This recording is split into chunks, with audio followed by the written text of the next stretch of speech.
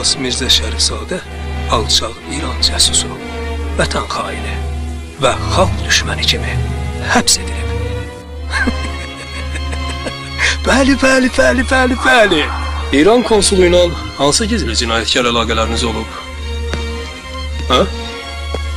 Ondan hansı təlimatlar almışsınız? Mənim İran konsuluyla heç bir əlaqəm yoxdur. Səmimi deyilsiniz. Nahal bizdən gizlədirsiniz. Biz onsuz da hər şeyi bilirik.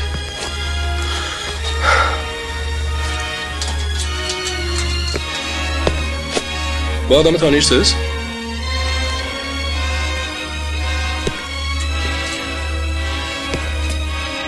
Tanıyırım. Bizim tiyatrın aktörlarındandır. Bu adamı tanıyırsan? Əlbəttə. Abbas Mirzə Şərifzadə.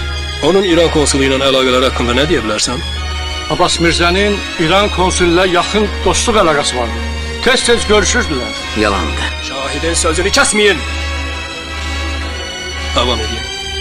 1936-cı ilin dekabr ayında məndən xahiş elədi ki, Ruhullah Axundovun ifşa olunmuş qatı xalq düşməni Ruhullah Axundovun Türkçə lüğətini tapıb İran səfirinə çatdırım.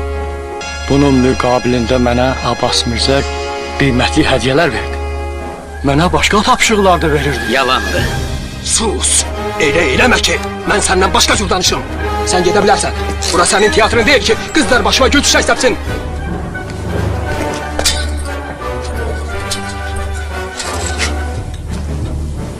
İrana qaçmış qardaşın Qulam Rıza ilə nə əlaqələrin var?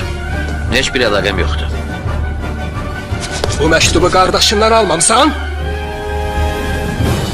Hə? Ondan almışam. Deyirsən bəs heç bir əlaqəm yoxdur. Nə təklif edirdi bu məktubda sənə? Məktub gəlinizdə də oxuya bilərsiniz. Məni hövsələdən çıxarma. Nə təklif edirdi məktubda? Məni İrana dəvət eləyirdi. Niyə? Orada yaşamağa. Bəyəm sənin burada nə yəski idi ki?